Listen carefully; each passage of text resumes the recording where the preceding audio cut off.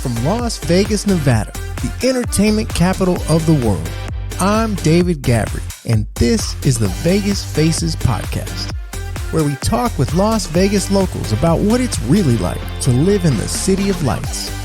Whether you're living in Vegas, moving to Vegas, or just visiting Vegas and looking for new adventures, together let's discover the hidden gems that make Sin City the most visited place on earth.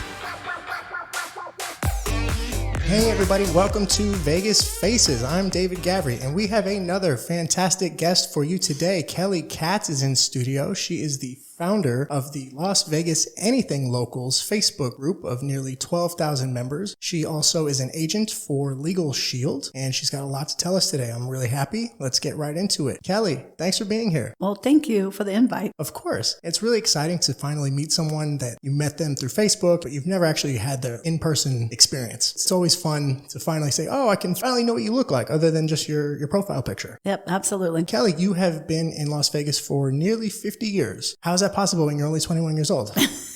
I asked myself that too. Yeah, 75 was a year after high school, and Las Vegas was wild and free. Seen the city transform countless times. I came to Vegas in the early 2000s, and I'm seeing it like, wow, what a difference. But I can't even imagine, what was it like to go all the way back to 1975 to now? Did Summerlin even exist? Was it just Henderson? Like, where did people live when they didn't want to live on the Strip? Well, I didn't know anybody living on the Strip, but Henderson was there, not Green Valley, but Hooterville, we called it Henderson, Hendertucky.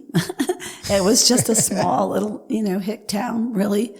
The 95 and the 15 had an extension that just went from the 15 down to Rainbow north. There was no south yet. And it began to be developed. If I remember correctly, it's been a long time. And I was only 19, but I, was out here by myself. So I did a lot of driving and looking for, employment and people to connect with, because I didn't know but one person here. And I had never even heard of Las Vegas. So once I started going, oh my gosh, this state is amazing. This city is amazing. But there was about 330,000 people. We'll say 350 people. Wow. And there was 10 men to every woman. So it didn't matter who you were. I mean, you never didn't have a boyfriend, And to me, it was the best kept secret because the weather was beautiful. Mm-hmm. The traffic was non-existent. It was 10 minutes to get to each side of town. And it was beautiful. It was wonderful. So, that's kind of how I feel now, honestly. I mean, yes, the traffic there's some traffic, but if you come from a big city, you look at the traffic here, it's non-existent compared to a New York or Chicago or an LA. Yeah, I grew up in Houston. It's all freeway driving.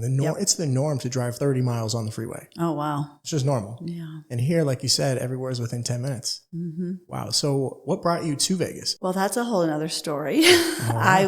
I met a gentleman at the city drugstore that I was working at, and he told me that's where he lived, and he sold ovenware across the country and traveled. And I met him and went on the road with him for a little bit, and he told me about Vegas, and then I came home and I decided I was going to go check it out. Wow. So I did, literally. And you came from what city? Memphis, Tennessee. Wow. All right. Yeah, I had Elvis country. Yes. And I had, my parents had moved to Jonesboro right after I graduated, and I was over there with them. And that's where I met this gentleman. And I came full circle with this guy too, because he wasn't what he said he was. But then he later on in life came back into my life for a moment and was a Christian. I re-met him at church, and he was super great and apologized. Wow. And because he got me out here, and then I've been on my own ever since. So I didn't depend on that, but he turned out to be a pretty decent human being. That's good. Yeah. Redemption story. Yes. They do say Las Vegas, one of the nicknames is the city of second chances. Yes. Wow. Third and fourth.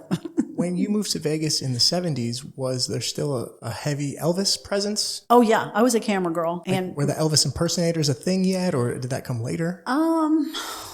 Let me think. Probably in the 80s there definitely was, but in the 70s, probably not so much of the impersonators, because Elvis was still doing a live show at the Hilton. And so when we were camera girls, Did you get to see him? Well, I personally didn't, but the girl that I worked with, she actually was, hanging out with him a little bit, but he would drive in a golf cart in the kitchen to get out of there, wow. and sometimes we'd be sticking around or whatever to get a sight of him. But I saw him in Memphis because I'm from Memphis. So that's where I saw him most. But coming out out here, I mean, I was pretty young when he passed away. So, but I was back home in Memphis for a minute when he passed away. Oh, wow. Yeah. What was that like in Memphis? What was that like for the city of Memphis? Well, my grandmother was actually in the hospital at the same time, in the hospital across the street from where he was at. He was in the Baptist hospital and she was in the Methodist hospital. So it was like chaos. Everybody was like, oh my God. Everybody was going downtown and rushing down there, you know, whatever, praying for him. And of course, you know, he died. But yeah, we were all very upset. You know, we didn't believe it. You know, we were in disbelief and stuff. Yeah. Wow. I've been to Graceland. My uncle is from Memphis. So I grew up visiting Memphis.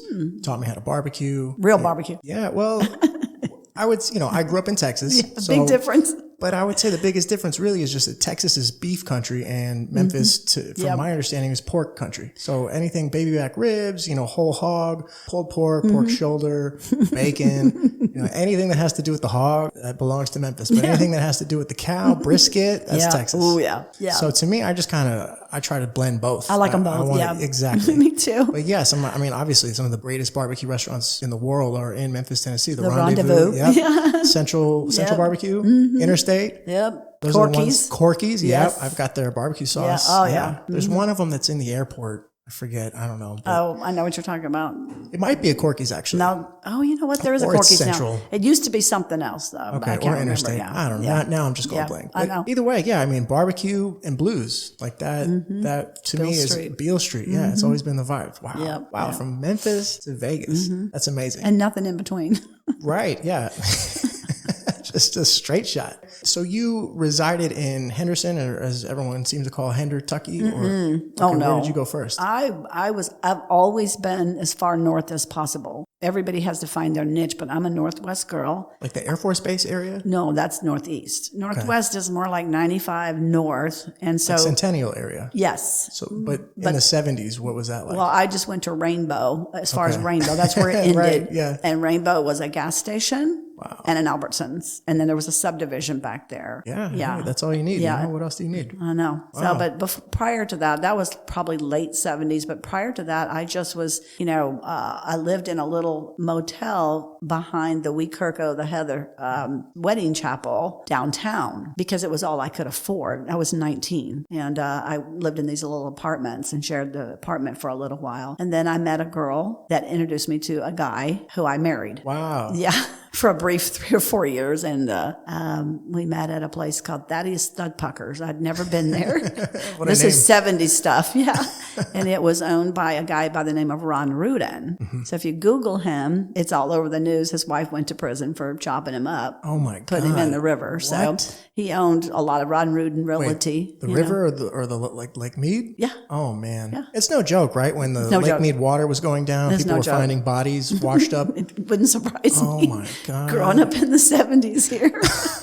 You hear a lot. I mean, I kept my nose clean. I didn't get involved with any of that stuff. But this was Mafia town back then, right? Yeah, and it was safe. It was safe. No crime. Even though the Mafia ran Vegas, it was safe? No drugs, no crime, hardly at all, nothing. I mean, drugs, yeah, but not like it is now. So it was like dangerous behind the scenes if you were in with the wrong people, but to the residents and the tourists, they kept it. We never knew. I didn't know. I'm sure there was, but that wasn't my deal. So, yeah. They probably said, hey, this is a tourist town. Yeah. We're not going to scare off the tourists. I don't know. It was very safe. We didn't lock our doors at night. I mean, there was there was always the west side where anything can go, but I never felt threatened. I've never, knock on wood, I've never had any real issues with the crime. I know there's crime now, and I'm not saying I can't, but I just, I run to the closest church. Yeah. In 85, I went to Trinity Temple, and I never went back. So, wow, okay. You got to have Jesus in this state.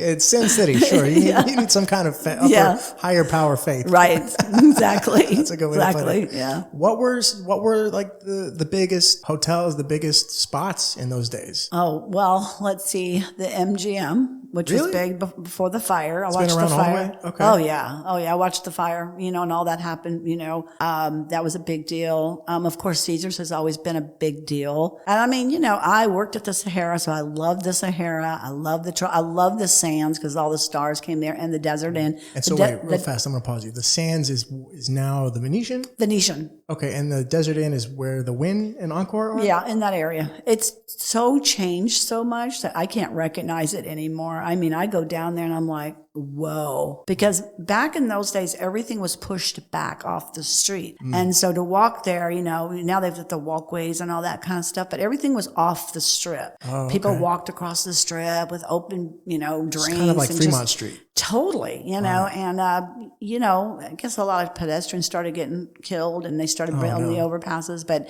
that explosion happened and it was overnight. It just was like overnight. Wait, an explosion in one of the hotels? No, the explosion of growth. Oh, okay. The growth and the crime and all of that, just like overnight.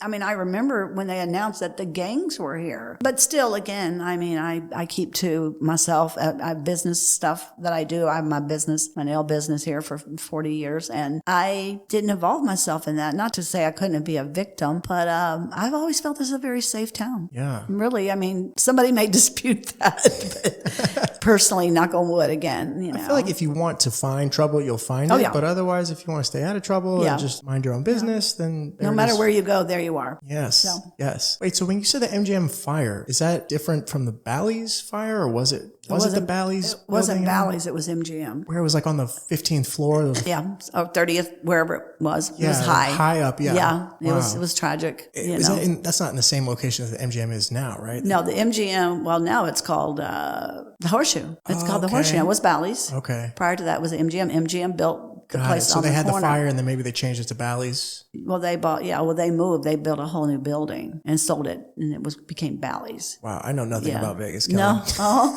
how long have you been Okay, here? I've been here 5 years. Oh, 5. Okay. I knew vaguely that there was a fire in that vicinity Yeah. where Bally's is now, so I always thought it was just the Bally's fire. Yeah. But I see. It was the MGM, and then they switched. It was terrible. Yeah. Fireballs rolled through the front of the casino. People were jumping out of windows. It was very tragic, Oh, man. Yeah, it was bad. My roommate worked there. That's why I was so in touch with it. So, yeah, that was bad. Wow. When you lived in Vegas, even back in the 70s, was there still a lot to do outside of the strip, or was that like the main attraction? No, there was a lot more to do for families. We had amusement parks. We had the amusement park at the MGM, the new MGM, right after that. But we had like whirly ball. Oh, wow. There was a lot of sports, still are. We're getting better, at the sports. But, I got married early and I became more family oriented, and so we gravitated towards circus. When you're younger, you can't get in the casino. So your kids, under 21. But by the time when I turned 21, your jobs change and stuff like that. And I took off traveling for a while and I just missed Las Vegas so much. I could not settle anywhere else because even though I don't use the 24-hour town, I don't go out and, late at night. I'll tell you one thing that was so great back in the late 70s, early 80s was the casino, the lounge shows and the clubs that basically played really good music from the 70s and 80s, free charge and valet. Wow. $1, $2. You go in, you listen to a great live band or 2 or 3, you go home, you're fine. Wow. You don't wait in line, you don't pay hundreds of dollars, you don't have all this nonsense. I don't go to clubs. Or even thousands or tens of thousands. Tens of depending on how you thousands. want to Yeah, exactly. And it was just really comfortable and really cool, so. Wow. But, yeah. Wow. I've heard that from my parents. They say how Vegas back in the 70s and 80s when the mob ran it, that it was more family friendly, which Yep. I'm like, really? I know. Mafia, family friendly? Okay. Yep. And it was just more comfortable. It felt more personable. They knew your name. When you'd go in there, they kind of knew things about you. Oh, you want that drink again? Like they knew you as a person, whereas here now you're just a number. Yeah. There's just too many people. And the restaurants too were always, the steakhouses and the shows, you get to go to shows and nobody in local paid for the show. You got comps. Yeah, like shrimp cocktails $1. Yeah. Downtown. Steak and lobsters Free like breakfast. $4.99 or something. The Horseshoe had a $1.99 steak dinner at midnight or 11 o'clock. Yeah. Everybody would line up there at midnight to have that New York strip steak, $2, especially when you're 21, 22, 23, you're young, and that's a sweet deal, and a lot of the show kids would meet up after the shows, on the strip, and we'd all go to the Port Tack and have those late night crab cocktails and shrimp cocktails. And it was just a different vibe. It really, really was. And the restaurants though, nowadays, they're unaffordable for a family that lives here. They're catered to, tourists. Yeah.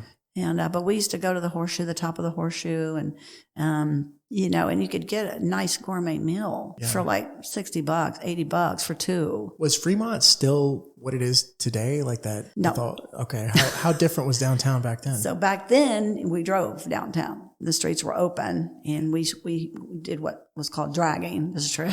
We'd go downtown, drag downtown, and we'd pass each other and we'd stop on the corners, and guys and girls would meet, just like kind of Happy Days, I guess. But we drove down the street, and then they put that tarp up there, that thing. We were like, what is that? Oh, with the lights and the Fremont experience? Yeah, and then we didn't have the freak shows and all of that stuff where people get a circle and do crazy stuff. I mean, to my knowledge, it was just the hotels and the casinos, and just, it was just Fremont Street. It's a normal street. And then they turned it into a circus, basically. Yeah. And it's such a different vibe from the daytime to the nighttime.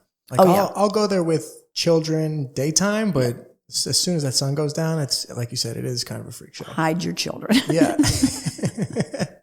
Yeah. But hey, if you're into that, go for it. Yeah, but whatever. No, I'm not bringing my kids in. No. I brought my grandson there, and he was 5. He's 5, and he was just like, oh. Yeah. Yeah, we brought our nephew, and he was a teenager. And we're like, oh, this will be fun. He'll see the lights. Like, we're thinking about the lights and the Fremont Street and the Fremont Street experience. And when you look up, it's fine. And then when you're eye level with all the, the people like you were talking about, whether they're street performers or just some weirdos on the street, just doing their own thing, saw a guy walking around a G-string, and we're like, yeah, we probably shouldn't have taken our teenage nephew. Or a diaper. Or a diaper. Yeah. Hey. And there's bars, on the outside now. So they don't wait for you to come in. They bring the booze to you. So there's lots of bars out there, and strippers and not strippers, but girls dancing, and some people love that. I mean, it is what it is, but it's Vegas, and it is a Vegas circus freak show experience. Truly. Yeah. Kelly, I want to shift over to talk about your Facebook group. Really fascinated. Your Facebook group was the first one that I found when I said, okay, I started this podcast. How am I going to connect with more Vegas locals? How can I get Vegas locals on the podcast? My wife said, well, there's Facebook groups out there. Just give it a try and see what happens. Jump in. Literally. Yeah. And I did. And you were super kind and welcoming. And I thought, okay, wow, this is really amazing. I put a little thing that said, hey, I have a podcast. Anyone who wants to be on it. Got an amazing response. And just like that, just building that, like, what was that like? How long has this group been around? What are your goals for the group? What has that journey been like, just being the founder and this admin of a Facebook group that connects so many people? I mean, you're close to 12,000 members. Yeah. It's amazing. Thank you for letting me share about that too, because I never dreamed that this would happen. I mean, somebody told me, I've been in Legal Shield for 11 years, and my goal is to meet people who are like me and are small business owners. They want to be entrepreneurs. They don't want to necessarily, work for other people. They want to do their own thing. And somebody said, well, either join groups or start your own. And it just came to me one day. I was like, everything in this group, I want it to be local. I don't want people coming from other countries, other states, and taking the business from our Las Vegas business owners, or also just open it up for anybody that want to share. Maybe they want to invite you to a program, a concert, an event. It's for anything that's local. It doesn't matter if it's a farmer's market. It doesn't matter if you're having a furniture blowout. It doesn't matter, what you're doing. You want to do a podcast, whatever you're doing, just keep it local. Yeah. I just wanted to keep it. And then a lot of people from Reno were finding it. And so, okay, so no worries. I opened it up to Reno. And then I just decided, you know what? It is a focus on Las Vegas, but Reno's a very significant town. And there's business owners all over Nevada. And Nevada is not a big state. We rule it because of Las Vegas, but I wanted to open it up to Nevadans because a lot of people, they don't understand. Our town is very unique. And so many of us that have been here for many, many years, we can go back. If I meet somebody and they've been here for 50 years, I will find somebody that they know. So I thought, what a better way to connect as many people as we can, about whatever it is, and get to know our neighbors. Mm-hmm. Between that and the Nextdoor app, I have been in, I put them in both, I put the Nextdoor people in there too when they want to connect with me, because I just thought, if you got to, I started out, just with a few friends helping me, said, can you like my page? Can you like my group or whatever? Can you help me? And they put a few people in and they jumped in and, whatever. And it just, I remember when it was 100 people, I'm like, oh, I got 100 people in here. Right. And there was like 200. And then I didn't even think about it, for a while. And then all of a sudden then I got to 1,000. Yeah, wow. And about 2 years ago, it just started exploding because I guess that's what happens. 8 years later, here we are. And I'm like, I've been trying to get to know people. I've met a lot of people that way, helped a lot of people. They've helped me. I'm like, I'm excited. I'm shocked, but I'm excited and I love it. And I love people. I'm not perfect. I make mistakes. I've gone through, a couple of people not being happy with being deleted from the site, but I do vet the site. I spend a lot of time keeping it pure and organic to protect the people that are on there because I feel responsible. Mm-hmm. So recently I've had to add a couple of admins because there's about 300 to 400 people a day that are asking to be a part of the site. Wow. It's overwhelming. It's overwhelming and I just can't vet them. I don't want somebody coming in and spamming my people. Sure. Makes sense. Yeah. I was very hesitant to post in it because I said, oh no, what if they think I'm spam? Right. I don't want to give off any spammy vibes or anything. Well, they're pretty, when somebody's in, they're just like, it's not a fake, it's a fake profile, or they've got some game they're playing, like, free Taylor Swift tickets, or we'll get you some whatever. A scam. Yeah. Yeah. And I just, delete and block them, and I catch slack sometimes for accidents happening because sometimes I accidentally delete somebody that I didn't mean to, or one of my admins will delete a post that, that shouldn't have, but I always apologize. Please try again. No, I mean, it's a really good thing. And I like how you mentioned, like, keep it Vegas, keep it Nevada, because it is a very transient city. People come and go and they're in and out. And I have seen people that are not locals, but they want, they want the local experience when they come to Vegas. Yeah. Not just the touristy strip experience. Right. I know people that have been traveling to Vegas for over 20 years on business and they're like, hey, can I see something new? And so they come to a group like yours and like, hey, what are the locals doing? Like, what's going on from a local perspective? Maybe even just a restaurant that's off the strip, something, whatever it is, whether it's hiking or go see the Hoover Dam or go take a trip to Mount Charleston, or it's just, let me try this cafe that is not inside of one of these major hotels. Yeah. So I feel like your group really comes in handy for anything that people need, whether it's because they live here and they want to meet people here, like myself especially, or people that just want to come in here, just get completely different, more authentic Vegas experience, I feel like. And back in those days, especially in the 70s, we were talking about that a minute ago, just came to my mind. We used to all go up to Mount Charleston. We watched them build that hotel, but we used to go to the lodge and we had a dance area there. We'd have dinner or breakfast or, whatever. And they had the cabins. They got the cabins later on. We'd go to Bonnie Springs, which is not there anymore. And Bonnie Springs was a shootout, like a Nevada gunfight, like a Western town. Oh, wow. It was Old Nevada. It was called Old Nevada. And then there was a restaurant there and they had animals, and this lady Bonnie owned it and had all kinds of animals. You could go out there and get a rabbit or a guinea pig or a duck or, whatever she had. She had cows. She had a little zoo out there. She had water buffalo. She had everything, horses out there. We'd just go to get away, wow. And I guess she passed away recently and they've turned it into, I don't even know what they're doing now. So that was always a fun place to go. Yeah. Wow. Yeah. I love the deep history of Las Vegas, especially from a city that's a really young city.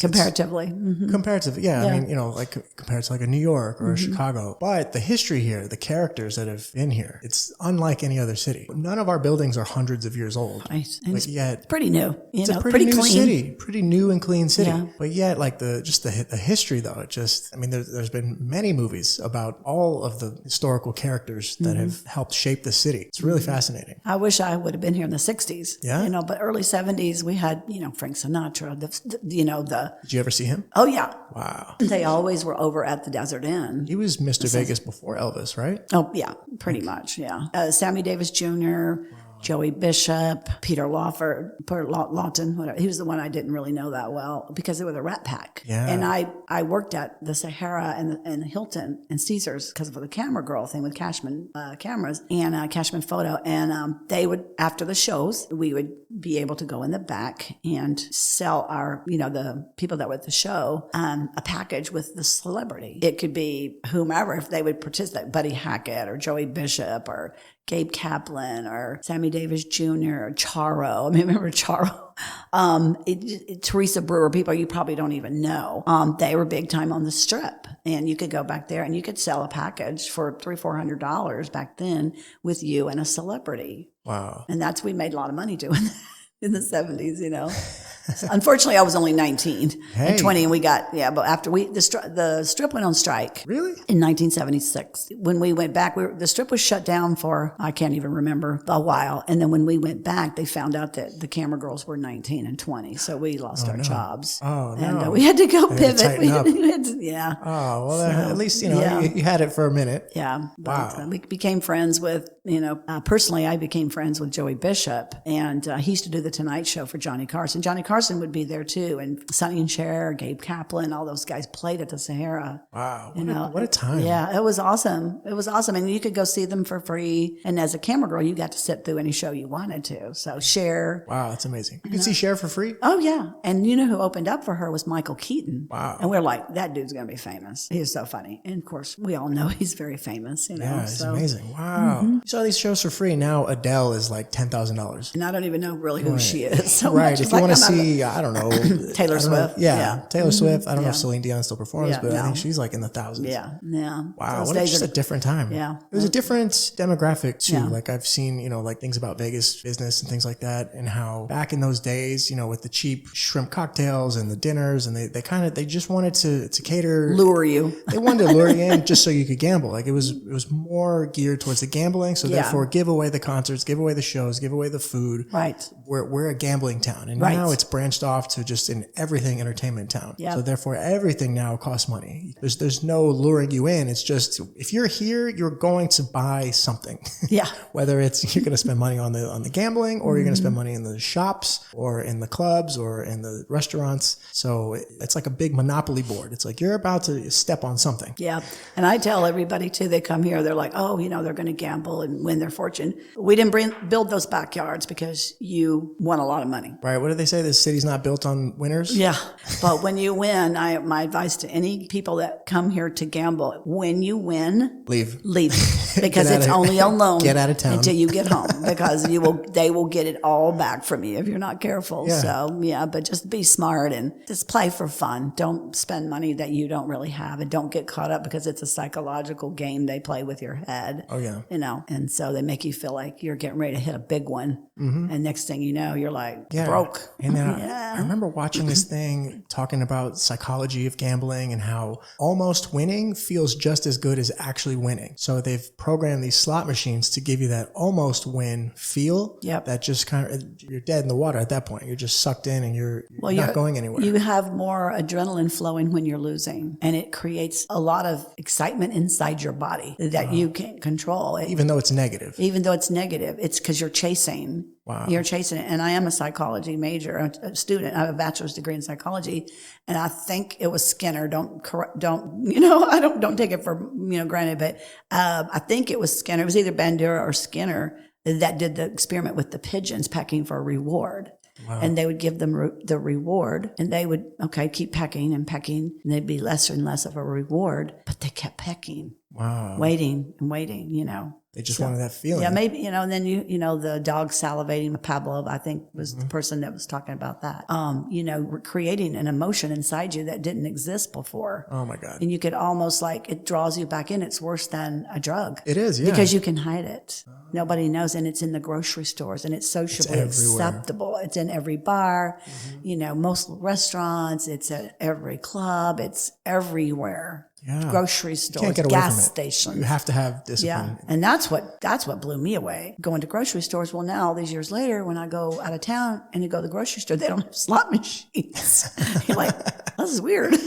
You're right. Yeah. Hey, how yeah. Or in the airport even. The second you land, you are able to gamble. Oh yeah. Second you get off that plane. And the minute you hit a $1,000 royal getting on a plane, which happens. It's only a matter of time before they legalize flights to Vegas with slot machines and gambling. I know that'd be crazy. I'm sure they're working on it. The plane to Vegas, let's get you started now. Yeah, seriously. Yeah. I always feel like it's the worst thing that could happen to someone is that the first time they gamble, they win right away. Because very worst thing. Then you just think like, oh, this is just what happens. Do it every day. Then chasing that feeling. Yep. Whereas, I was in the poker world in my 20s, and the poker players that lasted were the ones who actually had to work at it and lost and kept losing for a long time, but they improved their skills. They treated it like a craft. Mm-hmm. Those were the guys that stayed around around. The guys that fizzled out and went bust were the guys who immediately just took off. The second they started, they think they're a genius. They're like, oh wow, I don't have to practice. I don't have to read books. I don't have to,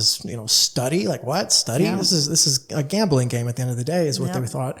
And because they just had luck on their side when they first started, they're like, I got this. And then when they hit their downturn, they didn't know how to handle it. Especially when you're talking about the machines. When you're playing live poker, you've got some control over your actions, whereas on the machine, on the video poker, that's where people get caught up at because you don't have any control over that. Yeah, I'm just grateful I don't have whatever that is, whether it's a gene, whatever it is in my brain that's gene. Yeah, it's like my wife likes to casually play blackjack for like $100, and it's like a night out, and we'll get free drinks. And this was before we had kids, so we could just let's go out, let's get some free drinks, spend $100 on blackjack, whatever. But even that, I'm like, I just know that the house always wins. Like you can't argue with that. Yeah. So even in the back of my mind, like I can't enjoy it because I know at the end of the day, like this game is designed for us to lose. In fact, if you win, like if you're really good at card counting or whatever, they don't even want you playing. Right. They're like, oh, hey, you're winning too much. You need to leave. Yeah. Or they'll put something in your drink, maybe. Who knows? They don't know. Right. They feed you alcohol while you're gambling. Like it's like it's stacked against you. That's why the cocktail waitresses, are always there. Another thing too, you just brought up something that reminds. So back in the day, in the 70s at the Horseshoe, that was my place because I lived downtown and I loved to go to the Horseshoe. I didn't have a lot of money, but I loved to play dollar blackjack. Ooh. But you would hear the pit boss in the middle going, cocktails, and they would snap a little frog. Remember those little frogs with the snapper? I don't know, you might be too young. They had a little frog, and and the cocktail waitress would come over. They'd go, cocktails? Wow. And the cocktail waitress would come over. But now they hound you. Mm-hmm. They come by constantly trying to get you to drink. Yeah. Because the more drinks you have, the more drunk, the more bad. So you'll see people that are serious about gambling, they will not drink.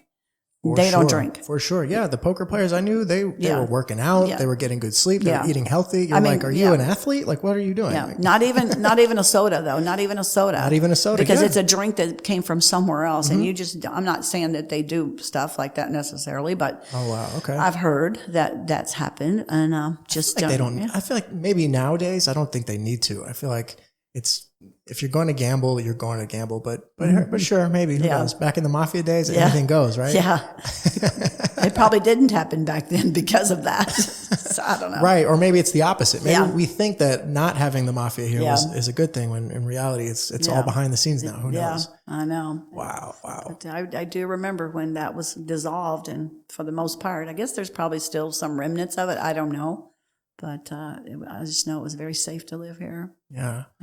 What are your thoughts on the Vegas Golden Knights? I mean, they've only been here for, less than 10 years, 5 years, maybe even?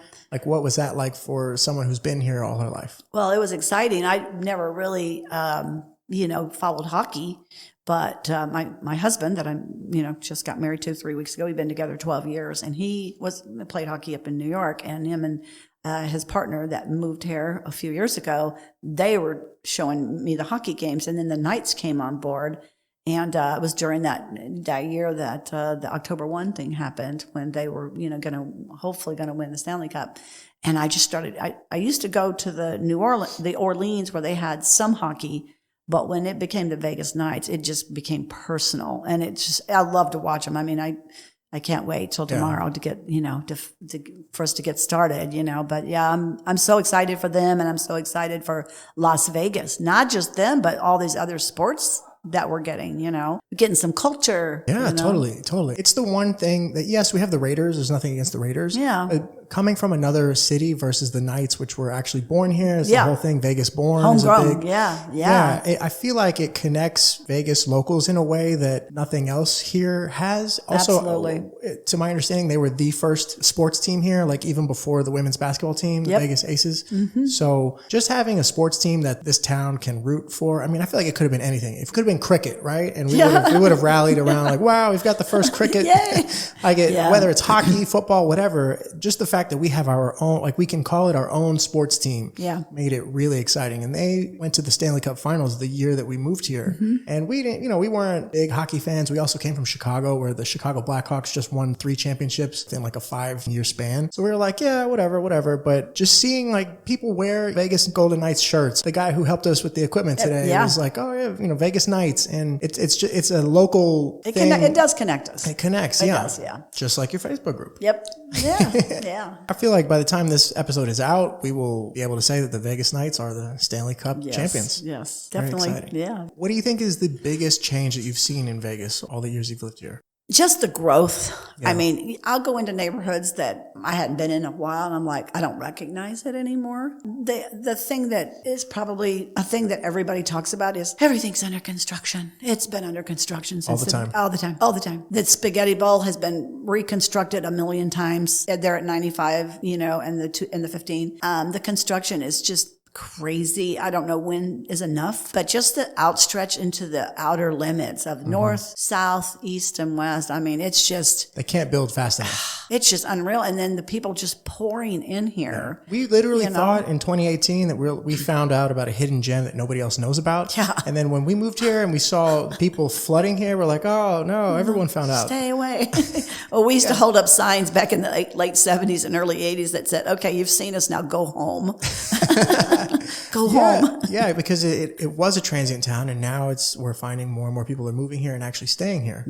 So I'm a little nervous to see what it looks like down the road, but who knows? I enjoy it. Yeah. I still enjoy it. Yeah, it's probably considered overcrowded for you, but for us coming from an overcrowded big city, we still love it. You still love it. And I still love it too. Believe me, Vegas is home. Yeah. I love Vegas, and I love my clients that I've had for many years. And I left the profession for 6-7 years and raised my kids and ended up having to go back to work in 2001. Yeah. And I worked on the Strip for a year at the Mandalay Bay. Wow. Yeah, because I hadn't worked in a while, had no clientele. And then I went to work for Aveda, in 2002, and just left there after 5 years, went out on my own, back again. Yeah. And I love what I do, and I'm very different. And my clients don't have anywhere else to go when I quit, which is, I got to figure that out one day, but not today.